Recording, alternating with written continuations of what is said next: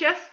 Sí, perfectamente, Teresa. Bueno, pues poco, yo no voy a hablar de tu currículum porque me llevaría más tiempo que tú dando la ponencia, o sea que de eso absolutamente nada. Simplemente es muy difícil que no la conozcan a Francisca Fuentes, profesora de Derecho del Trabajo y de la Seguridad Social de la Universidad de Cádiz, colaboradora habitual de Páginas Violetas, es una activista por la igualdad y desde su propia actividad profesional como profesora, pues evidentemente expande la igualdad hacia todo su alumnado, ¿no? Y bueno, y da conferencias, etcétera, etcétera. No voy a hablar porque lo que queremos es escucharte, así que muchas gracias, Paca, por estar con nosotras, por colaborar y por estar ahí enseñando y poniendo sobre la mesa pues muchas cuestiones que seguro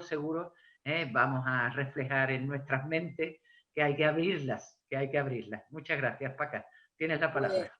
Pues muchas gracias a Páginas Violeta por invitarme a participar en este seminario, a Teresa Agudo y a Teresa Alba, a las dos, que dice Teresa Agudo que yo vengo a enseñar. No, vengo a aprender. No sabéis lo satisfactorio que ha sido para mí compartir esta sesión con Amparo. No paramos de aprender permanentemente en este mundo, en el mundo del derecho, por supuesto, y en el mundo del derecho conectado con las nuevas tecnologías y todo lo que eso está suponiendo en materia de violencia, de ciberdelincuencia, como decía Amparo, y en otras muchas relacionadas también con el mundo del trabajo, pues como digo, que estamos aprendiendo cada día. Agradecimiento, por tanto, por mi parte, en primer lugar, como digo, a Páginas Violeta, por supuesto a la Diputación de Cádiz, porque sin su empeño tampoco estaríamos aquí. Páginas Violeta se ha empeñado en que esta actividad que teníamos programada para hace tanto tiempo se desarrolle, se lleve a cabo, y Diputación también ha estado en ese mismo empeño y de la misma manera tengo que agradecérselo. Y por supuesto a la Universidad de Cádiz, a mi universidad, entre otras muchas cosas, porque sigue a través de la Delegación del Rector para Políticas de Igualdad, como antes lo hizo a través de la Unidad de Igualdad, pues en el trabajo, en la senda de seguir estudiando y aportando en materia de igualdad de género, siguiendo en una senda que abrió en su día pues mi maestra, la profesora Teresa Pérez del Río, a la que de nuevo desde aquí, y no me cansaré nunca de hacerlo, pues le tengo que agradecer su enseñanza profesional y su compromiso personal, que nos ha dicho mucho a todas las personas que la hemos rodeado. Bien, como ya se ha dicho, yo no quiero insistir mucho más, esto parece obvio, el desarrollo de las tecnologías digitales pues han permitido la expansión y el uso generalizado de las redes sociales o sistemas de información y de comunicación. Esto se produce absolutamente en todos los ámbitos y el que yo voy a tocar es el ámbito laboral. Voy a compartiros la pantalla para de alguna manera seguir. ¿Se ve, Joaquín? ¿Se ve la presentación? Perfecta, Francisca, perfecta.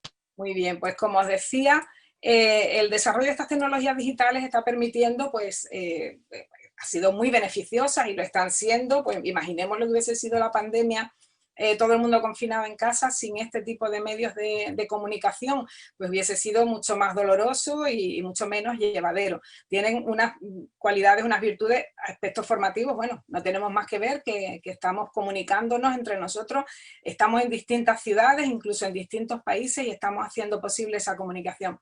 Como digo, este tipo de tecnologías son muy potentes y muy beneficiosas, pero de la misma manera, y no hace falta insistir en ello, porque ya Teresa al principio en su exposición lo hizo y Amparo lo ha dejado clarísimo, de la misma manera se están produciendo agresiones, situaciones derivadas, potenciadas, si no directamente provocadas por el uso de estas tecnologías.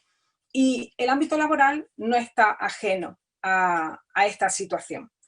Por tanto, yo me voy a centrar en lo que hemos denominado ciberviolencia de género en el ámbito laboral, ciberviolencia de género en el trabajo. Para ello, pues como los términos de una ecuación, hay que trabajar y hay que exponer tres conceptos: el de violencia en el trabajo, violencia de género y violencia a través de los medios tecnológicos.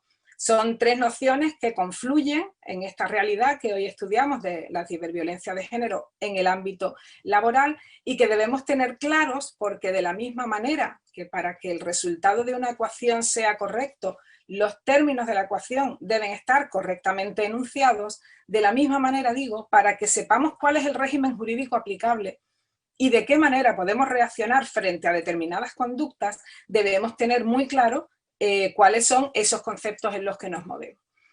Por tanto, de una manera muy rápida, no me quiero tampoco entretener mucho en estos aspectos, pero sí que al menos queden claros, como digo, esos conceptos iniciales.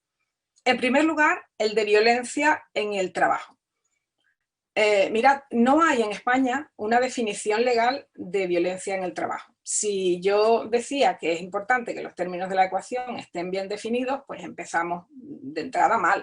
En España el legislador todavía no ha adoptado ninguna norma en la que se diga qué es violencia en el trabajo o cuáles son las manifestaciones de esta violencia. Sin embargo, sí se aborda, y se aborda por el Instituto Nacional de Seguridad y Salud en el Trabajo, porque en el ámbito de su competencia, que es la prevención de riesgos laborales y la salud laboral, pues tiene que abordarlo, porque es una realidad que se produce, que genera consecuencias negativas para la salud de los trabajadores y por lo tanto tienen que hacer ellos, como digo, en el ámbito de sus competencias, elaboran un concepto. Es este concepto que ahí os doy en el que me gustaría resaltar que cuando ellos definen lo que es violencia laboral, se habla cuando el personal de un centro de trabajo sufre abusos, amenazas o ataques en circunstancias relacionadas con su actividad laboral y que pongan en peligro implícita o explícitamente su seguridad, su bienestar o salud, la física, la psíquica, incluye por lo tanto violencia física, violencia psicológica.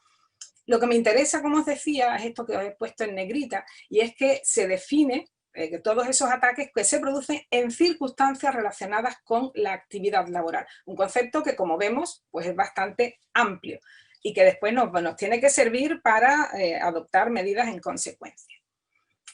En el marco de la Unión Europea, si bien tampoco contamos con una definición legal, no hay ni una directiva, ni mucho menos un reglamento donde se diga qué es violencia en el trabajo, sí que contamos con una herramienta normativa por cuanto es un convenio adoptado por los interlocutores sociales, un acuerdo, el acuerdo marco sobre el acoso y la violencia en el trabajo. Este acuerdo en su momento fue muy importante, permitió, facilitó que los interlocutores sociales en todos los países de la Unión Europea, sobre la base de este convenio, pues supiesen cuál es a nivel europeo la postura de sindicatos y organizaciones empresariales en relación con el acoso y la violencia en el trabajo y que por lo tanto asumieran dentro de los países y en sus procesos negociadores, en sus acuerdos, en sus convenios, pues adoptaran determinadas medidas.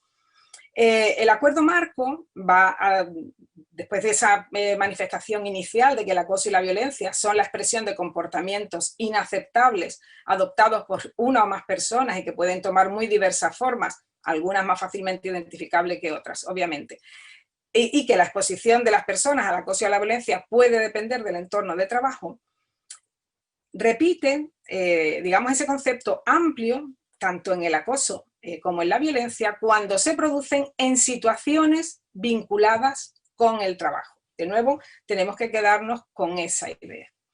Y el hito más reciente en materia de violencia en el trabajo es el convenio número 190 de la Organización Internacional del Trabajo, convenio sobre violencia y acoso. Este convenio es muy importante porque es el primer convenio de la Organización Internacional del Trabajo que ha cumplido en el año 2019 100 años de vida, es la organización internacional más antigua que existe en la actualidad. Como digo, y con 100 años de vida emanando convenios en materia laboral, pues es por primera vez que adopta un convenio sobre violencia laboral, sobre acoso. En este convenio, lo que se dice es que la expresión violencia y acoso en el mundo del trabajo va a designar un conjunto de comportamientos y prácticas inaceptables o de amenazas de tales comportamientos y prácticas, ya sea que se manifiesten una sola vez o de manera repetida, que tengan por objeto que causen o sean susceptibles de causar, retengamos esta idea, tener por objeto o causar o poder causar un daño físico, psicológico, sexual o económico. e incluye la violencia y el acoso por razón de género, y lo alude específicamente. Importante de este convenio es que se aplica, dice que el convenio se va a aplicar, por tanto va a entender que se trata de violencia y acoso en el mundo del trabajo, todas aquellas situaciones que ocurran durante el trabajo, en relación con el trabajo o como resultado del trabajo. Como digo, un concepto bastante amplio y en el que además se incluye específicamente que se va a considerar violencia la que se produzca en el marco de las comunicaciones que estén relacionadas con el trabajo, incluidas las realizadas por medio de tecnologías de la información y de la comunicación. Es la primera vez que en el ámbito de lo laboral y con carácter general nos vamos a encontrar con una disposición de estas características, entendiendo, por tanto, dentro de la definición de violencia y acoso, la que se produce a través de estas tecnologías de la información y de la comunicación.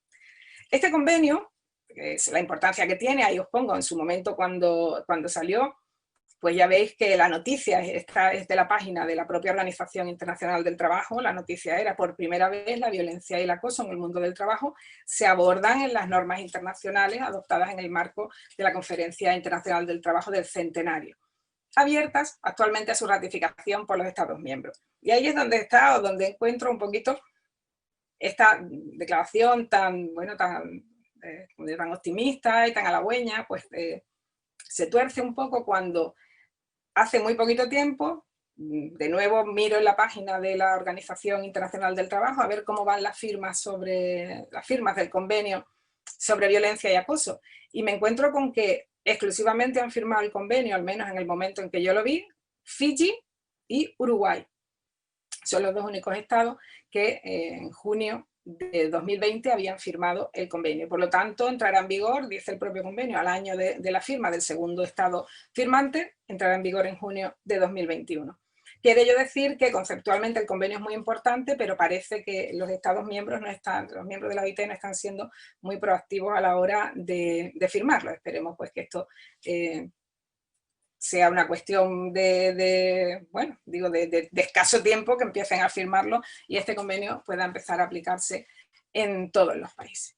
Bien, pues tengamos en cuenta entonces que la violencia en el trabajo son todas esas conductas de violencia física, psíquica, acoso, que se producen en relación con el trabajo, en el contexto del trabajo. El segundo, dicho de una forma pues muy rápida. El segundo término de la ecuación: violencia de género. La violencia de género, como saben, pues se define por primera vez en la Conferencia Mundial de las Naciones Unidas sobre la Mujer, la conferencia de Beijing, en su plataforma en el año 1995. Este año, estamos de aniversario también, se han cumplido 25 años de esta plataforma, y en 25 años, pues según lo que nos ha estado contando Amparo y lo que vamos a ver, pues tampoco es que hayamos avanzado. Muchos avances se han hecho, pero no lo suficiente. En la plataforma se define la violencia de género como cualquier acto que ocasione o pueda ocasionar daños o sufrimientos físicos, sexuales, psicológicos, incluidas las amenazas de tales actos, coerción o privación de libertad, ya ocurra en la vida pública o privada. Concretamente, la violencia que se cita violación, abuso sexual, acoso sexual, intimidación en el trabajo. Por lo tanto, violencia de género para la plataforma es toda la violencia que se produce hacia las mujeres y niñas, ocurra en el ámbito que ocurra. Por su parte, años después, ya en el año 2011, el Convenio del Consejo de Europa sobre prevención y lucha contra la violencia hacia las mujeres y la violencia doméstica, repite ese concepto de que es violencia contra las mujeres, esa violación de los derechos humanos y forma de discriminación. Aquí se introduce esta vinculación con los derechos humanos y designa todos los actos de violencia basados en el género que implican o puedan implicar para las mujeres daños o sufrimientos de naturaleza física, sexual, psicológica o económica, incluidas las amenazas de realizar dichos actos, la coacción o la privación arbitraria de libertad en la vida pública o privada. Obviamente, la vida pública implica la vida laboral. ¿Por qué insisto tanto? Se lo subrayo, se lo pongo en negrita y le doy mucho énfasis. Pues porque si decíamos que es muy importante definir los términos de la ecuación, en nuestro país lo que sucede es que la Ley de Protección Integral contra la Violencia de Género no atiende a estos criterios. Como hemos visto, según estos instrumentos internacionales, y conocemos, la violencia de género se va a producir en todos los sistemas sociales, los más avanzados, los menos avanzados, los que son democráticos, los que no lo son, en todos los países, en todas las situaciones, en situaciones de paz, de conflicto más o menos expreso, en situaciones de guerra, por supuesto, en cualquier clase social y, por supuesto, en cualquier ámbito, el ámbito educativo, en el ámbito de las relaciones afectivas, de las relaciones sociales y también, por supuesto, en el ámbito laboral. Bien, pues como les decía, ¿qué es lo que sucede en España? En España, cuando se regula, por primera vez se adopta una norma contra la violencia de género, que es nuestra Ley Orgánica de Protección Integral contra la Violencia de Género, se define esta como, en esa definición que tienen ustedes ahí, como violencia que se ejerce sobre las mujeres por parte de quienes sean o hayan sido sus cónyuges o de quienes estén o hayan estado ligados a ellas por relaciones de afectividad. Quiere ello decir que la definición normativa de la violencia de género en España, la definición estatal, la de la norma estatal, se limita, se reduce a la violencia que se produce en el seno de las relaciones afectivas, dejando, por tanto, fuera la violencia de género que se produce en todos los demás contextos, en todos los demás ámbitos en que se pueda producir, entre ellos el ámbito laboral.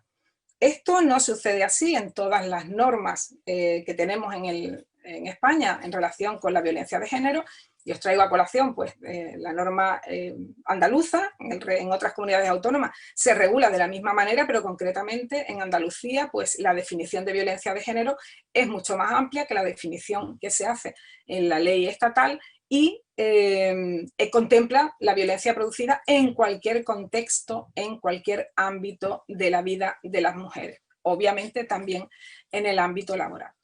Es por eso que una de las cuestiones que se están planteando es la necesaria reforma de la Ley de Protección Integral contra la Violencia de Género para incorporar otro tipo de violencia o la violencia en otro tipo de contextos que no sean específicamente el seno de las relaciones afectivas, para cubrir y que efectivamente la ley sea, como su propio nombre indica, de protección integral, porque ahora protege de una manera, o intenta proteger desde todos los puntos de vista, y por eso se denomina integral, pero se deja fuera a todo el resto de situaciones, de contextos de violencia que no respondan a una relación sentimental, a una relación de pareja.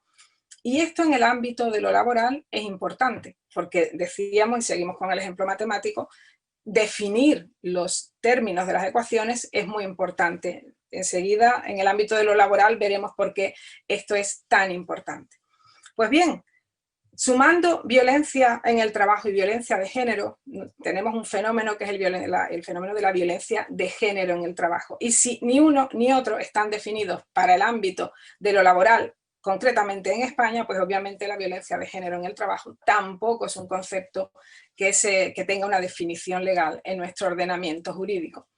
Nosotros manejamos, en su día se hizo un estudio ya antiguo, pero pues no, resulta todavía citado el estudio sobre las medidas adoptadas por los Estados miembros para la lucha contra la violencia hacia las mujeres como conducta abusiva ejercida en el lugar de trabajo tanto por superiores jerárquicos como por iguales o inferiores, que crea un ambiente laboral intimidatorio, hostil o humillante para la víctima y pone en peligro su puesto de trabajo o condiciona su carrera profesional.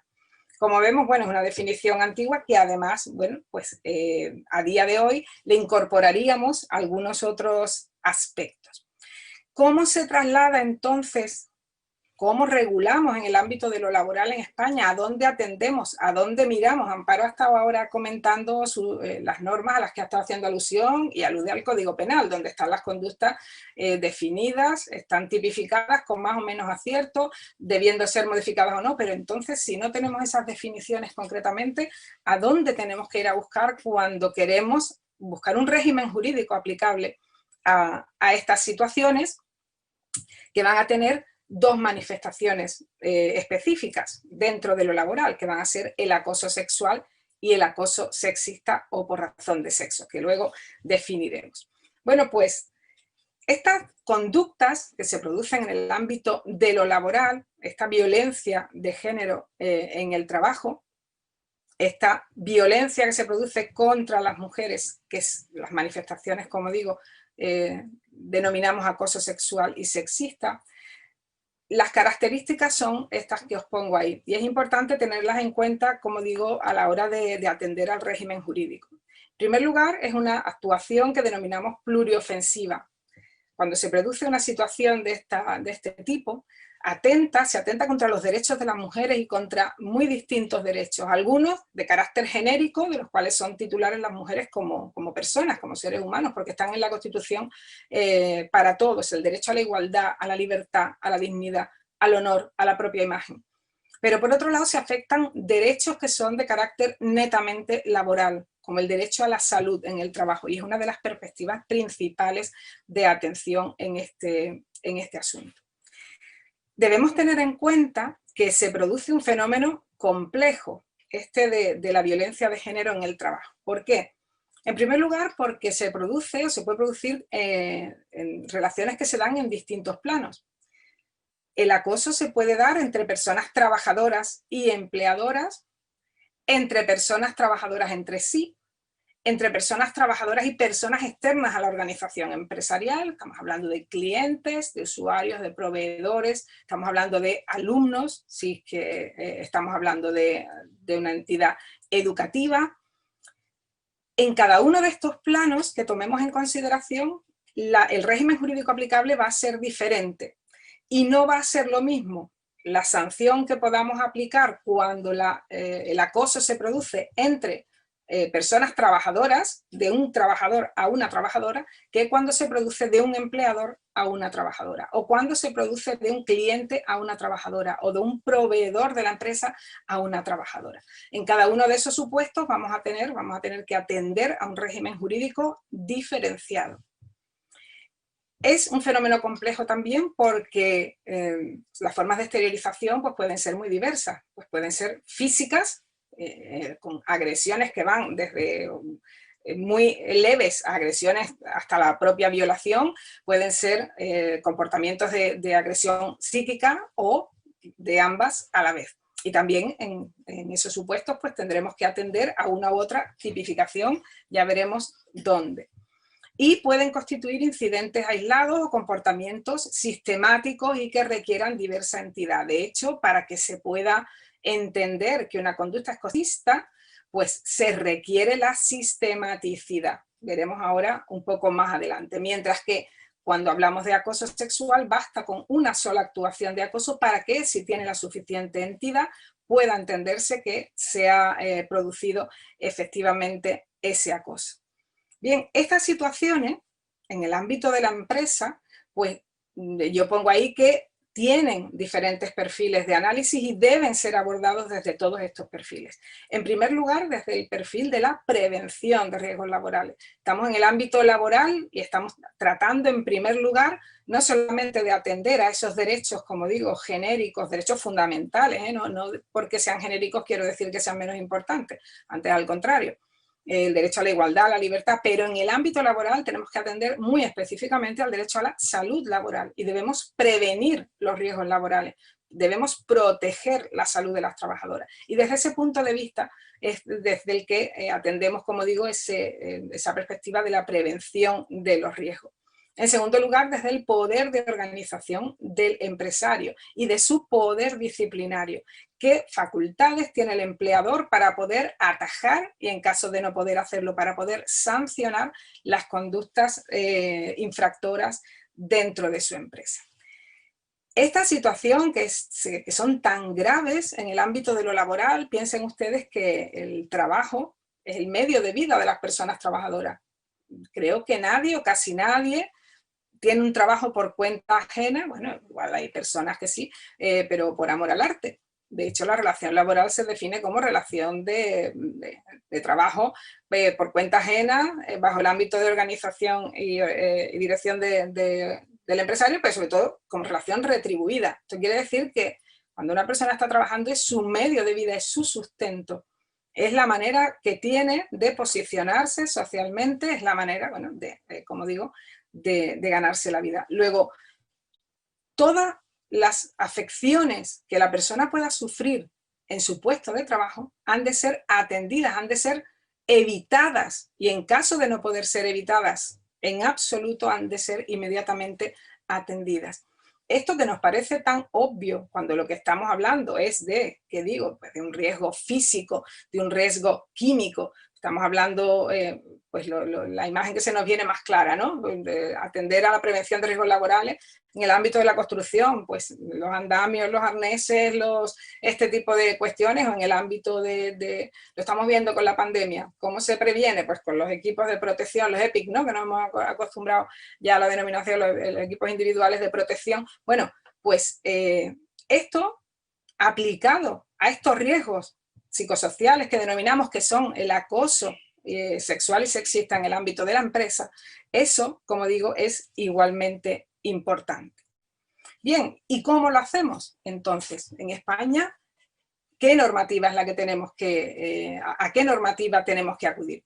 Pues mirad, la incorporación en nuestro ordenamiento jurídico de los conceptos de acoso sexual y acoso sexista se va a producir a través de la Ley Orgánica de Igualdad Efectiva entre Mujeres y Hombres, que lo que hace es transponer a nuestro ordenamiento jurídico una directiva del Parlamento y del Consejo relativa al principio, a la aplicación del principio de igualdad de oportunidades entre hombres y mujeres en asuntos de empleo y de ocupación.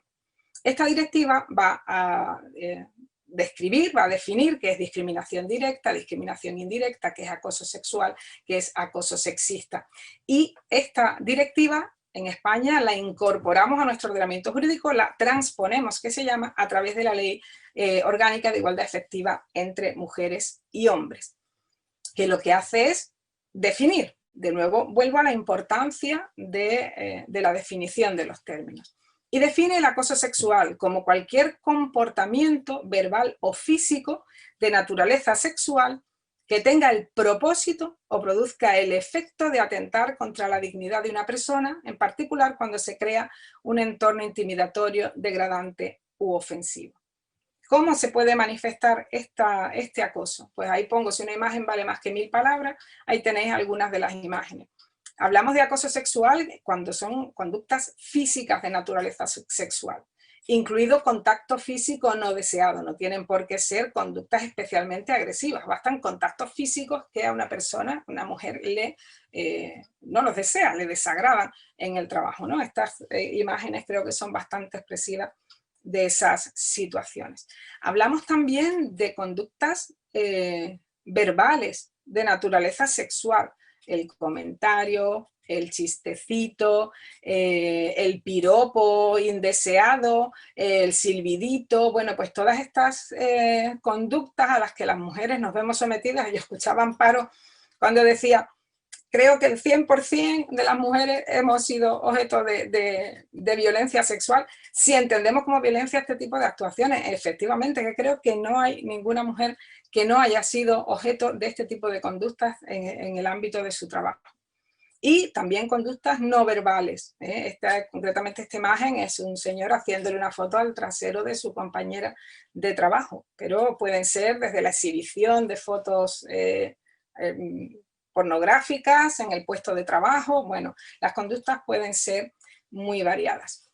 Y el acoso sexual se va a manifestar de dos maneras. Hay, digamos, dos tipos de acoso sexual. El acoso que denominamos quid pro quo o chantaje sexual, y el acoso ambiental. El quid pro quo es el que suele venir de parte del superior porque tiene el poder de dirección en la empresa, es el que tiene la capacidad, el superior jerárquico, de exigir favores sexuales con el objeto o con la, digamos, bien la promesa de conseguirle favores en lo laboral o la amenaza de perjudicarla en lo laboral. Y por otro lado el acoso ambiental, que es ese que describe el tipo del artículo 7 de la ley como ese acoso que crea un entorno humillante, que crea un entorno desagradable, incómodo en el ámbito del trabajo. Por su parte, el artículo 7 también define el acoso por razón de sexo como cualquier comportamiento realizado en función del sexo de una persona con el propósito o el efecto de atentar contra su dignidad y de crear un entorno intimidatorio, degradante u ofensivo.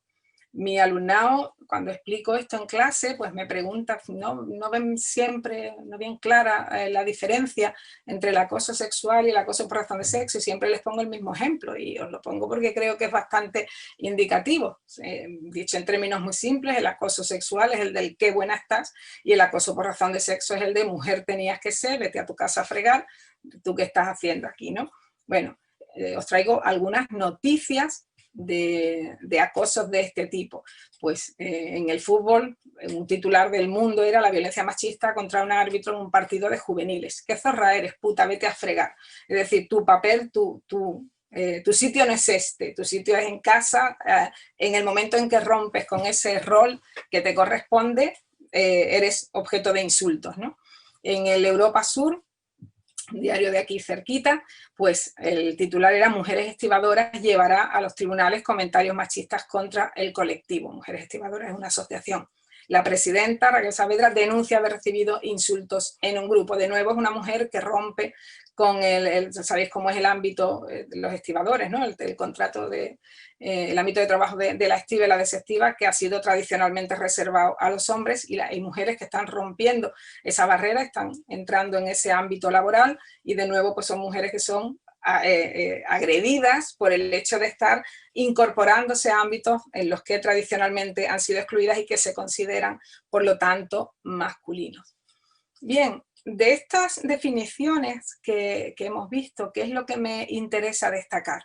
Pues me interesa destacar, si se fijan en todas las definiciones que hemos estado viendo, se habla de actuaciones que causen, que tengan la intención de causar o que causen o puedan causar daño.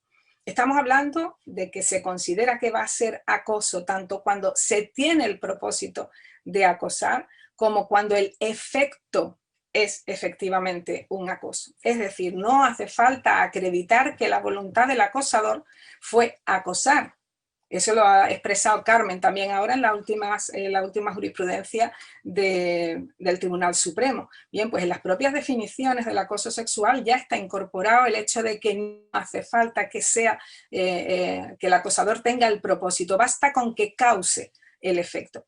Entre otras cosas, porque en derecho, y Amparo lo sabe muy bien, es muy difícil probar lo que hay en la mentalidad, en la mente, ¿no? En la cabeza. Es muy difícil, eso es prueba diabólica. No puedo probar cuál era tu intención. Lo que tengo que acreditar es cómo es el efecto, que se produce el efecto de generar ese ambiente humillante, ese ambiente hostil dentro del ámbito empresarial, o directamente si estamos en el chantaje sexual. Aquí no hay, parece que no hay duda, ¿no? Que el propósito efectivamente es conseguir esos favores sexuales. Esto desde el punto de vista de la aplicación de la norma va a ser muy importante porque, como digo, no hará falta acreditar que se produce efectivamente, que se tiene esa intención de dañar. Pues bien, las situaciones de acoso en el ámbito de lo laboral está más que estudiado que tiene unas consecuencias devastadoras para la víctima.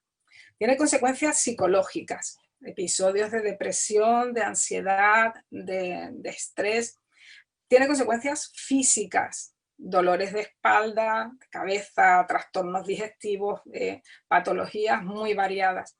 Obviamente se produce un déficit de las destrezas profesionales, porque la persona no está centrada en el trabajo, está sometida a esa situación, la mujer que está en esta situación está sometida a esa violencia, a esa agresión, y obviamente no se desempeña profesionalmente de la misma manera. Se produce bien y derivadas de todas esas patologías y también como consecuencia emocional el asentismo laboral. La mujer no quiere acudir a trabajar bien porque físicamente no puede, o bien porque psicológicamente no es capaz de abordar, de afrontar esa situación que está viviendo en el trabajo.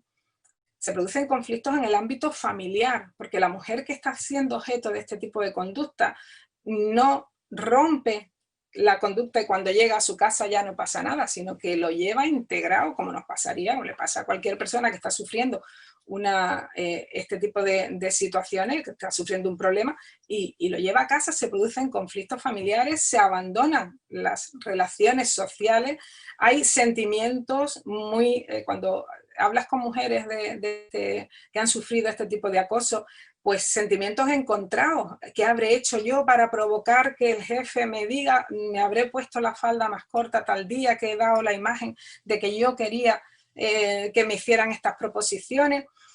¿Qué es lo que habré dicho? Sentimiento, como digo, de culpa, sentimientos, bueno, de vergüenza, de estar siendo objeto. ¿Por qué me lo dirán a mí? Es que, bueno, ¿qué tengo yo que he dado pie a que se produzca esta situación conmigo? Todo esto, como digo, consecuencias para la mujer que está siendo víctima de este tipo de acoso, que la palabra es consecuencias devastadoras.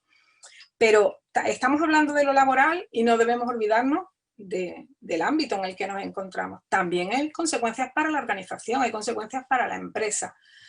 Se genera un mal clima laboral, las personas que son consentidoras del acoso en muchas ocasiones, obviamente que no digan nada no quiere decir que estén de acuerdo con el acoso, hay también sentimientos encontrados, muchas veces hay miedo a denunciar o a apoyar a la víctima por las represalias, hay veces que no, que simplemente pues que se produce digamos, una indiferencia frente a la situación que se está produciendo. Pero se genera también, debido a estas sujetos o víctimas secundarias, ¿no? Decía, los testigos que están sufriendo porque no les parece bien la situación, pero tampoco se atreven a declarar, bueno, pues se está generando también asentismo laboral por estas causas. Obviamente todo ello genera menor productividad. Y cuando las noticias salen, y salen en muchas ocasiones, pues una mala imagen para la empresa, una crisis de reputación, ¿no? Que hablaba antes Amparo respecto de las mujeres y que luego hablaremos también. Pero también hay crisis de reputación por parte de las empresas. Y obviamente hay consecuencias para el sistema público. Hay gasto sanitario, porque hay que atender cuando se producen este tipo de lesiones físicas o psíquicas, y gasto en pensiones, porque en muchas ocasiones se puede dar lugar a situaciones de incapacidad. Bien, frente a esta situación, a estas fenómenos de violencia de género en el trabajo, ¿qué es lo que se puede hacer? Y fijaos que aquí me voy a parar, aunque esto sería realmente lo que nos daría lugar a una intervención realmente prolongada, pero no me voy a detener aquí porque hoy veníamos a hablar de otra cosa, de otro aspecto. Como digo, ¿qué se puede hacer? ¿Qué medidas se pueden adoptar? Bueno, pues hay que adoptar, se puede y se debe adoptar medidas de carácter preventivo, evitar que se produzca la situación de acoso, evitar el riesgo, medidas sancionadoras. Hay un estudio que dice que el problema del acoso es un estudio en el ámbito de la prevención de riesgos laborales, que dice que el problema del acoso, su prevención es que finalmente la situación es que una persona quiere dañar a otra y que prevenir estas situaciones para la empresa no siempre es posible. Luego, si la prevención ha fallado, pues hay que acudir a las medidas sancionadoras. Hay que sancionar a los trabajadores y a los empresarios en estos supuestos. Y por supuesto adoptar medidas reparadoras y resarcitorias respecto de la víctima. En cuanto a las medidas preventivas, lo primero es evitar el problema, evitar el acoso.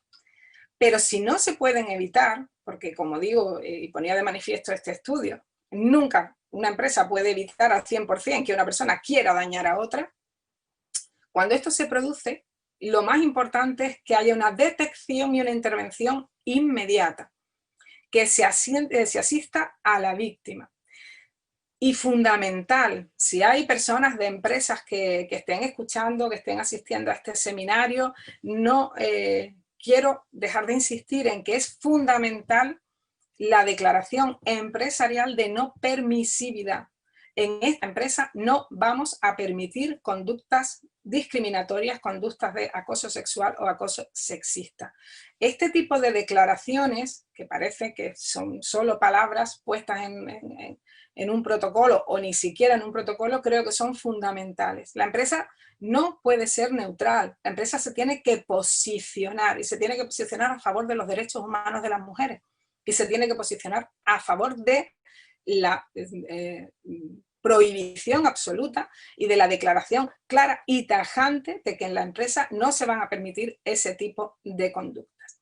Bien, todos estos elementos pues se plasman en los protocolos antiacoso. Esos protocolos son importantes porque se negocian entre los representantes de los trabajadores y los empresarios en el seno de las empresas.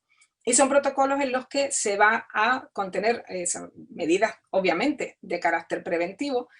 Se van a desarrollar procedimientos, por eso se les llama protocolo, porque lo que hace es procedimentalizar qué es lo que sucede cuando se produce una situación de acoso en la empresa, a quién tiene que acudir la víctima, cómo tiene que hacerlo, qué pasos son los que se van a dar a continuación, qué órgano es el que va a decidir si se ha producido o no la situación, qué órgano es el que va a proponer si va a haber una sanción o no, qué tipo de medidas adicionales se puedan adoptar. Bueno, todo eso tiene que estar contenido en el protocolo antiacoso. Como digo, no es el objeto específico y no me quería centrar aquí, pero sí que quería al menos daros algunas pinceladas, sin perjuicio de que luego, si queréis preguntarme algo cuando terminemos, pues estoy abierta, por supuesto, a todas las cuestiones que me podáis plantear.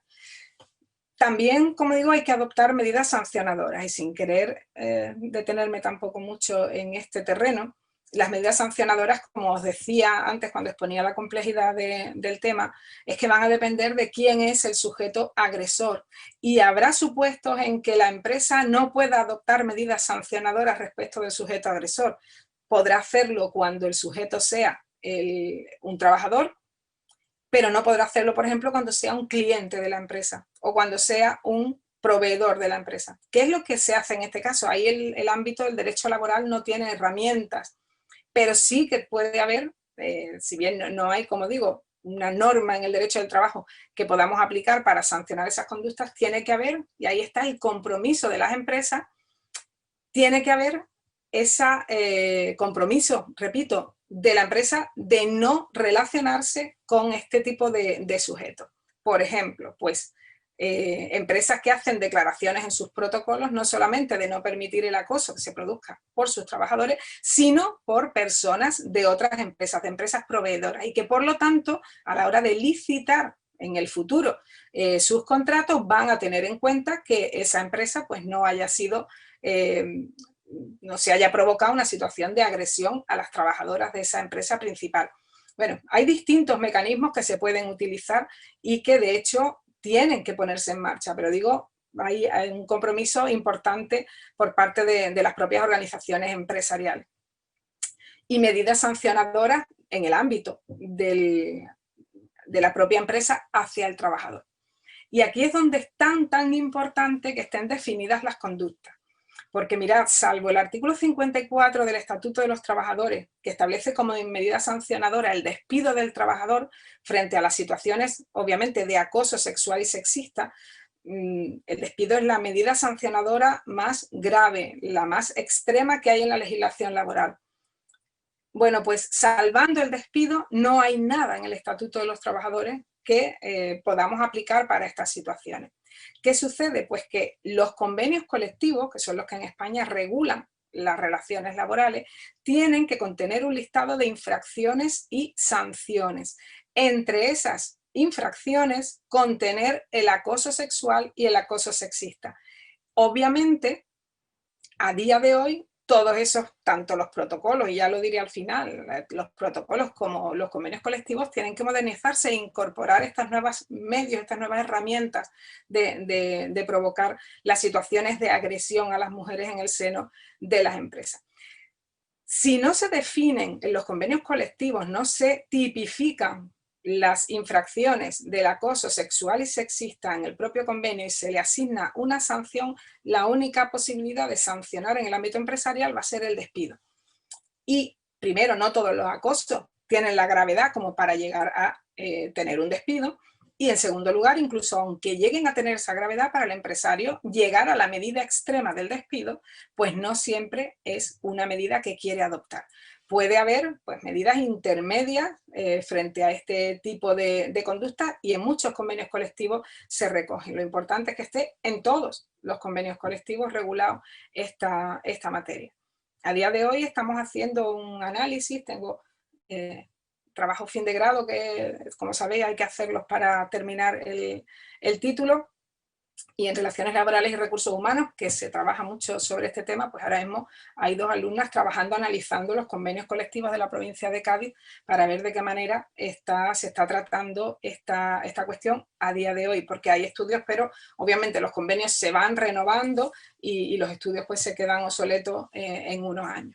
Bien, y finalmente, pues medidas reparadoras, obviamente, y de carácter resarcitorio también para las víctimas. Como digo, no me voy a entretener aquí más porque no era precisamente el objeto de la exposición.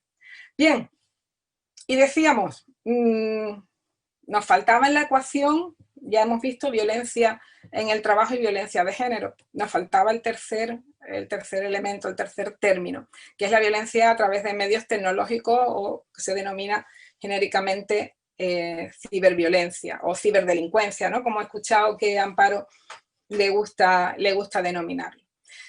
Es un término de la ecuación que generalmente pues, no se estudia, que en el ámbito de lo laboral hay muy pocos estudios sobre el tema, pero que cada vez está viendo, y bueno, ante los tipos de conductas que Amparo también ha expuesto, y que yo aquí simplemente apunto, pues obviamente hay que reaccionar y hay que tomar medidas, y la primera medida para la prevención, prevenir es conocer. La primera medida, como digo, es estudiar el fenómeno. Un fenómeno en el que hay pues, conductas diversísimas y con diversísimas denominaciones también. Todas estas que aquí tenéis, ya Amparo ha hecho alusión a ellas en su exposición, por lo tanto no me voy a detener. Donde sí me voy a detener es en deciros que en los estudios que hay sobre violencia y sobre ciberviolencia, lo que se pone de manifiesto es que estas conductas, estas agresiones a través de los medios tecnológicos se producen no solo contra mujeres y niñas, pero sobre todo, mayoritariamente, contra mujeres y niñas. Estos 2 estudios que tenéis ahí, en el ámbito de la Organización de Naciones Unidas y de la Unión Europea, se pone de manifiesto cómo esa violencia que se genera, y a la que también Amparo también ha descrito en todas sus posibilidades, se produce mayoritariamente contra mujeres y niñas. Bien, pues también se produce mayoritariamente contra mujeres en el ámbito laboral. Y así lo pone de manifiesto ese tercer estudio, el de actualización de las necesidades del sistema, mejora de la protección frente al ciberacoso y a la violencia y acoso en el mundo del trabajo, posibilitado por las TIC. Un informe también de la Organización Internacional del Trabajo, que es genérico sobre ciberacoso laboral, pero que sí pone de manifiesto de qué manera ese acoso se está produciendo de forma mayoritariamente. Habla de pandemia, efectivamente una palabra que se ha utilizado también a lo largo de esta tarde, de auténtica pandemia en las situaciones de violencia en el trabajo, de acoso respecto de las mujeres. Bien, pues la conjunción de todos estos términos nos lleva a lo que va a ser nuestro objeto de estudio, a la ciberviolencia de género en el trabajo, que así lo he denominado.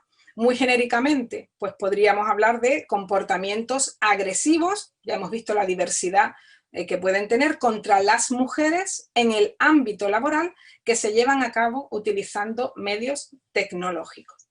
Y aquí, pues varias cuestiones a tener en cuenta. En primer lugar, la amplitud de lo que debe entenderse como ámbito laboral. Fijaos que estoy buscando una de las frases que se contienen en ese estudio de la OIT que os acabo de citar, que dice: se puede decir que la ubicuidad de las TIC justifica una forma de entender la violencia y el acoso en el mundo del trabajo que no está sujeta a determinados límites físicos o temporales y que se extiende a las conductas cuyo origen, sea cual fuere el momento y el lugar, está en el trabajo. Esto incluiría conductas por parte de quienes tienen una relación con la víctima que se basa en el trabajo, incluidas las relaciones con los clientes, con el personal de una empresa principal o subcontratada, y además, por supuesto, de las relaciones con empleadores, compañeros, supervisores y subordinados. Luego, amplitud en el ámbito de lo que debe entenderse como laboral. ¿Por qué hay que insistir en esto y por qué vengo insistiendo en las definiciones de lo que se considera como violencia en el trabajo y violencia de género? Porque, ojo, cuando tendemos a aplicar las medidas sancionadoras frente a conductas de agresión, las empresas suelen, hay una expresión por ahí de un catedrático que ha analizado hace muy poquito este tema, que decía, echan balones fuera. ¿Y cómo echan balones fuera? Pues diciendo, esto no se ha producido en la empresa. Esto no se ha producido dentro del marco físico de mi empresa. Por eso es tan importante que los estudios que se están dando y los análisis que se están haciendo pongan de manifiesto que el ámbito de la empresa no es tu ámbito físico, que va mucho más allá. Ese ámbito, como dice, esos límites físicos o temporales en mi empresa y durante el tiempo de trabajo. Y todo lo que no sea eso no lo voy a considerar violencia en el trabajo. Bien, esos límites hay que romperlos porque, como estamos viendo, se pueden producir situaciones, y de hecho se producen en contextos que no son tu lugar de trabajo, tu puesto de trabajo y tu hora de trabajo, pero son ámbitos laborales. Bien, Paca, los medios, dime. Paca, ¿me escuchas? ¿Me ves? Sí, sí. Mira, lamento decirte, porque es que me está encantando toda tu ponencia, pero estamos muy ajustadas de tiempo. Ya me imaginaba. Bueno, pues hoy... Vamos a empezar, va a explicar Teresa un poquito lo que es el cortometraje que vamos a visualizar. Sí. Y bueno, pues queremos terminar cuanto antes porque tú sabes que la gente se suele ir a una hora determinada. Vale, pues os cuento. Dame 5 minutos. Venga, 5 minutos te damos. Venga. Venga, gracias. Acá. Manifestaciones, todas las que Amparo ha dicho. Características, que las agresiones se pueden producir en cualquier momento. Ya no hay separación entre el espacio personal y el laboral. Luego no podemos limitar que las agresiones son en mi centro de trabajo, en mi puesto de trabajo durante el tiempo de trabajo. Importantísimo, el desentendimiento moral es mucho mayor. Hay menos empatía y menos remordimiento. Cuanto más estudio este tema, más me doy cuenta que las redes lo que están provocando es precisamente este fenómeno, ¿no? La posibilidad de mantener el anonimato y la sensación de impunidad, por lo tanto. Que la distancia entre el mundo real y el virtual envalentona al agresor, porque invade tu hogar, invade tu espacio personal, ya no solo el laboral, sino también el personal. Y hay menos observadores directos, no están tus compañeros de trabajo, hay menos testigos. Ahí os traía las cifras de la macroencuesta de violencia contra la mujer. Como no sé si vais a dejar las transparencias por ahí puestas, pues ahí están. Quizá sí hay algunas preguntas. Lo que sucede es que, claro, la macroencuesta no está dirigida a la violencia en el ámbito laboral, ni específicamente a la violencia, la ciberviolencia. Entonces, bueno, hay que ir casando datos. Los más relevantes quizá, cuando se refieren al stalking y estas preguntas en relación con las redes sociales, las mujeres declaran que han sufrido stalking por parte de un jefe supervisor, el 4,1% del total de mujeres que han sufrido violencia, y por parte de un compañero de trabajo el 7,3%. Y detrás de esas cifras, que yo pensaba pormenorizar mucho más, las personas. Y el caso Ibeco, obviamente, que Amparo ya lo ha comentado, una trabajadora que después de la difusión de un vídeo sexual en el ámbito de su empresa por sus compañeros de trabajo, y ya no pudiendo aguantar más la situación, se suicida. La empresa no adopta el protocolo de acoso, no lo activa porque entiende que no se ha producido en el ámbito de la empresa. ¿Y qué es lo que pasa? Las últimas datos del caso. La inspección de trabajo, comisiones obreras denuncia ante la inspección y la inspección no da carta de naturaleza a la denuncia. El informe de la inspección dice que la difusión de este material no le ha afectado a la trabajadora a la hora de decidir quitarse la vida, sino que lo único que temía era que no lo supiera su pareja. No considera ese ambiente hostil que se genera en la empresa respecto de la trabajadora como digno de atención y de sanción por parte del ordenamiento jurídico. Y dice que Ibeco no es responsable denuncia, por tanto, o sea, archiva la denuncia contra la empresa. Pero más allá, la denuncia que se había producido en sede penal, pues el juzgado de Alcalá de Henares, lo que hace un sobreseimiento provisional porque dice que hay falta de autor conocido del delito de revelación de secreto y que el delito de trato degradante, que también se había denunciado, pues que no que se estaba investigando, que no ha habido denuncia. Claro, no ha habido denuncia si la trabajadora se suicidó. Bueno, veáis las consecuencias. Ya finalmente, ¿qué medidas se pueden adoptar? Pues en primer lugar, una intervención normativa eficaz en línea con el convenio 190, el compromiso de los interlocutores sociales, de los trabajadores, de las empresas, de los sindicatos, y en la práctica la adecuación de los protocolos antiacoso, de los convenios colectivos y, no me paro de insistir, información y formación en el seno de las empresas y los operadores jurídicos en relación con esta materia. Cuanto más conozcamos, mejor sabremos actuar. Y la clave está en el respeto. Bueno, ahí había una cita de una sentencia que me gusta mucho de Canarias, que ya la veréis en otra ocasión, o si tenéis, si se dejan las transparencias por ahí. Y nada más. Muchísimas gracias por vuestra atención y quedo a vuestra disposición para las preguntas, las cuestiones que queráis plantearme.